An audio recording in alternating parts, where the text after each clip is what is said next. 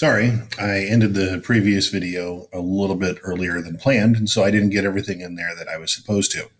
So, we're talking about where you go look for resources and things of that nature, and we didn't get through everything. So, I wanted to also bring a couple other things to your attention. We talked about museums as well as their websites.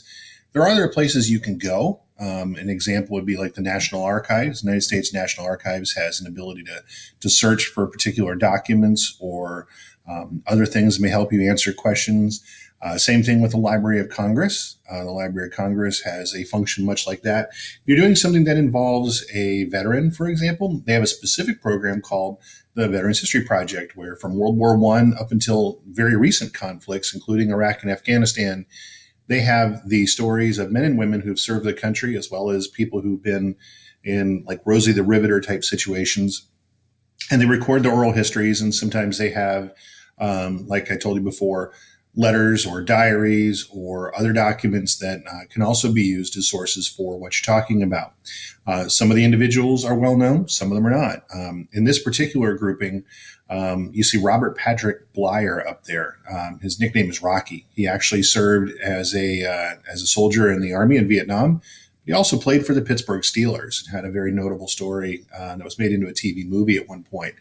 But the Veterans History Project, for example, you can search all sorts of individuals by keywords. Just as an example, I'm going to put in the word Suncoast. And just for example, I'm going to leave it here. Let's go to Go for just a moment.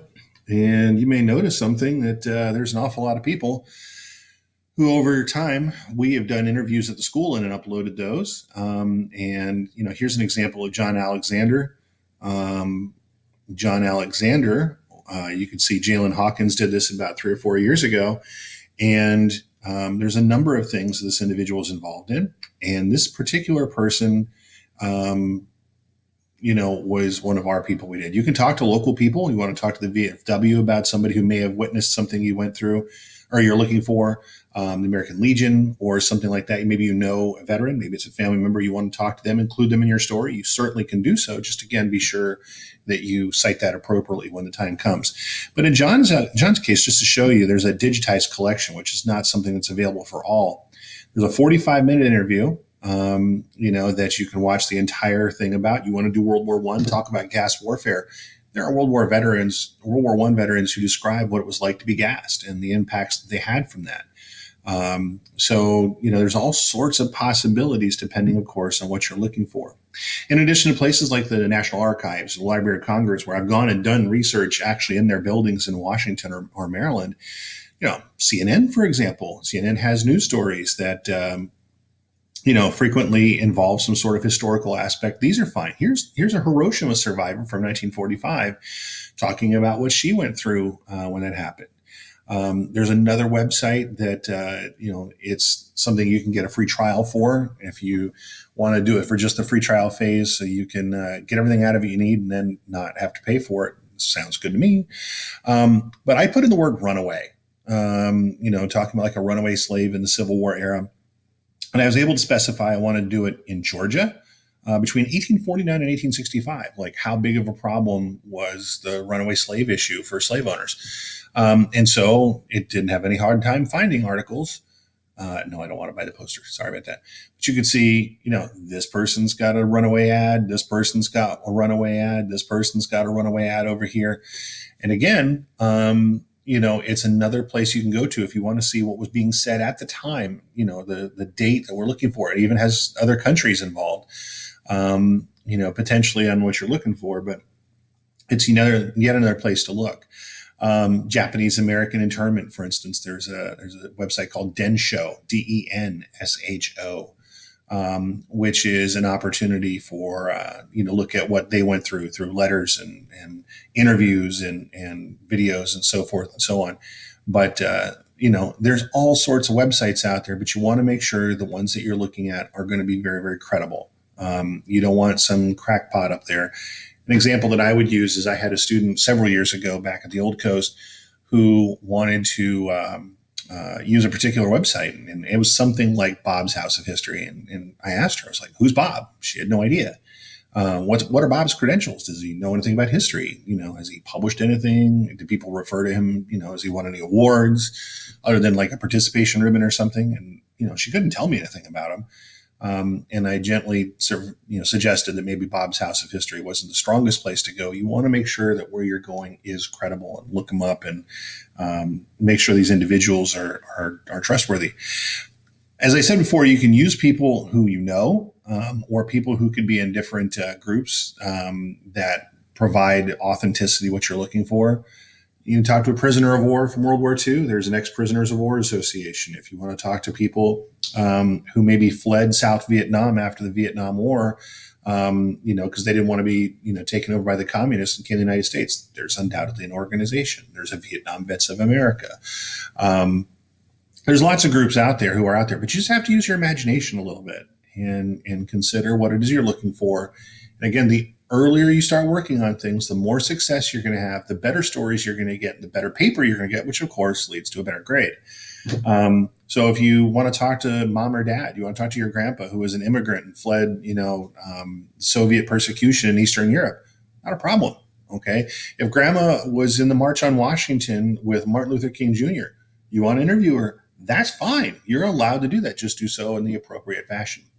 Obviously, another place to go, books. We already know that. It might, we'll talk about that shortly. Magazines, of course, are helpful, depending upon what you choose to use. There's some very good ones out there, from the Atlantic to, American history to Smithsonian to all sorts of different things that you could potentially use as sources. But finding sources is easiest when you look in advance and well in advance, and you don't leave it till the last second. So hopefully you can do that. So what I'd like you to do for a moment, I want you to brainstorm let's say you've gone to a library, a research-oriented library, like let's say you're at FAU. And just to put it out there, FAU's library in Boca is the biggest one that most people have ever seen library-wise. It's 4 stories. It's very impressive as stuff you won't see anywhere else. It's really, really quite good. So I want you to take a moment, and I want you to figure out, what would you do to make yourself successful in your search for materials at a library? So take a moment, turn to that person next to you, and come up with a list of suggestions you would give a first-time researcher potentially on how to make sure they get the most out of their visit to a research institution, whether it's a museum or a library. So we're going to take a moment for that.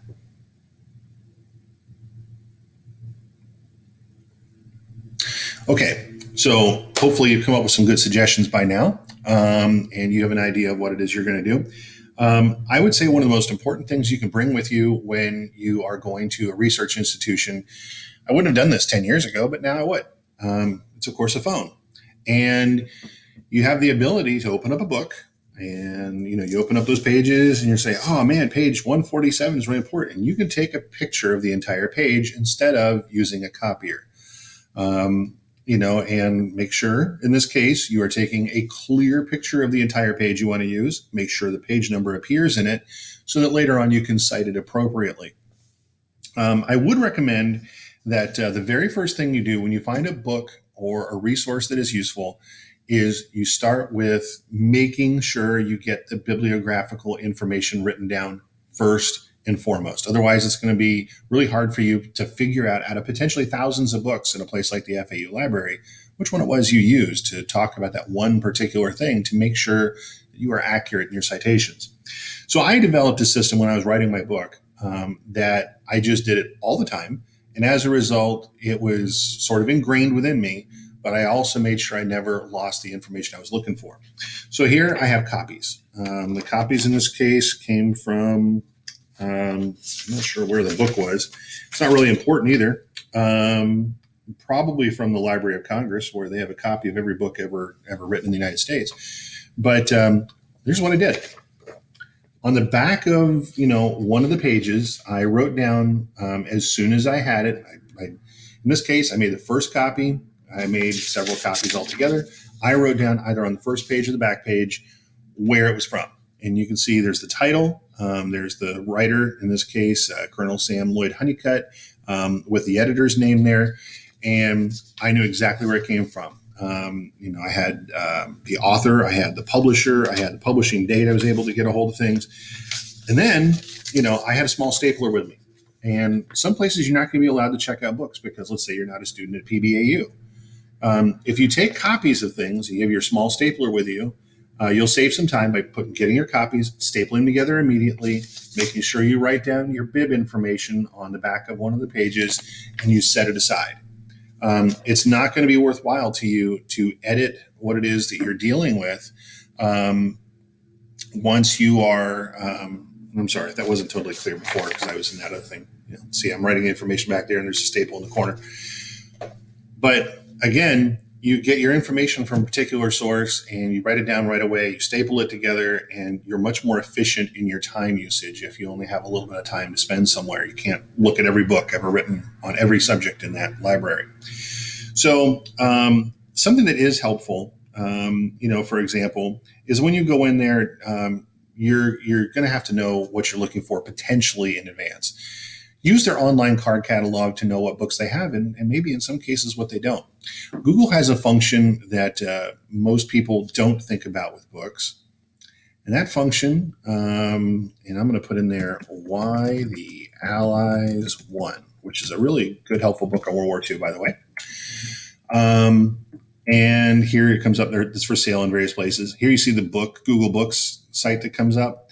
And again, before we go any further on Google Books, a lot of times students want to go to Google Books. They're like, oh, I can get the whole book for free. Well, you know what? Usually you don't. And you know that. There's pages missing. In some cases, they're the critical ones. Maybe it's the story of what comes before the exact pages you're looking for, which would help explain things. Or you need page 124 through 127, and then page 125, 26, 27, 29 to 30 are all omitted for one reason or another. They want to sell you a book, remember?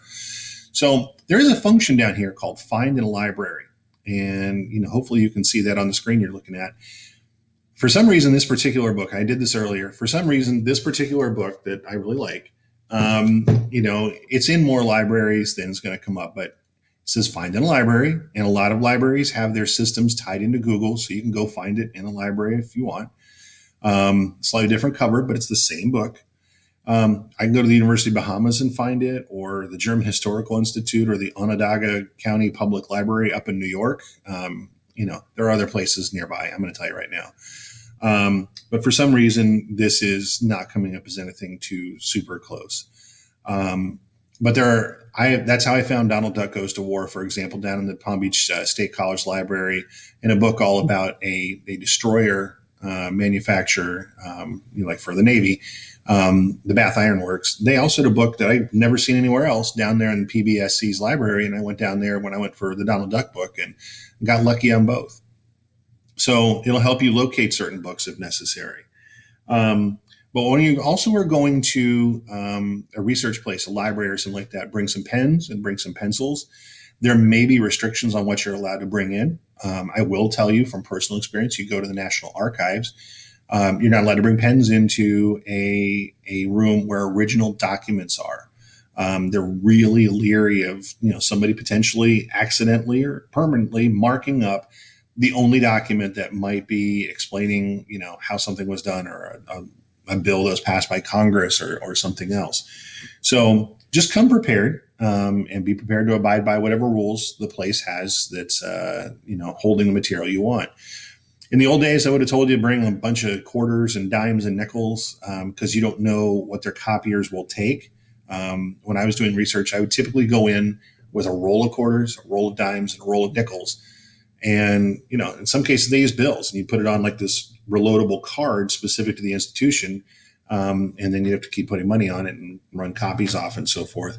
Because I wasn't allowed to check those books out. But bringing those things in would be helpful to you getting what you need if there are restrictions on what you can take out. Again, when you're looking at a book, and let's say you go to the table of contents and it says what you're looking for as a subject is found on page 171, do at least take the time to look at what is before 171 and what is after that. Simply because the lead up and the cause of what you're describing or learning about may be on 171. Sorry, what you need is on 171, but the stuff that leads up to that obviously comes before. The repercussions and results will come after 171. Don't ignore those pages. Just glance through them and see if they're going to be useful as well, because there may be something you need to figure out. Similarly, you may find on page 171, for example, that there's a reference being made to something that you're not sure what it is. If that's the case, you may need to look further before that to get an idea of what they're talking about as an abbreviation or something else. So that's what you need to do when you go to a research institution to be successful. In terms of Google Books, again, a lot of people want to swear by it because they're like, oh, it has all these books. Sure, but remember, it misses a lot of key pages because they don't want to have people sue them for putting their entire books online. The only reason they can put an entire book online typically is either it's unpublished and somebody's given them permission, or it's old enough that it no longer falls under the copyright laws of the United States, which, if I remember correctly, is something like 75 years. So we've looked at a few things: where you go for resources, what you want to consider for topics, what you want to do when you go to a research institution, what kind of research institutions are good. At this point in time, I don't have anything else, and you can now get ready to ask any questions you've got for your teacher to think about potential topics or offer additional suggestions that I might not have done. And I wish you the best of luck as you research your internal assessment, and hopefully nothing left on your EE.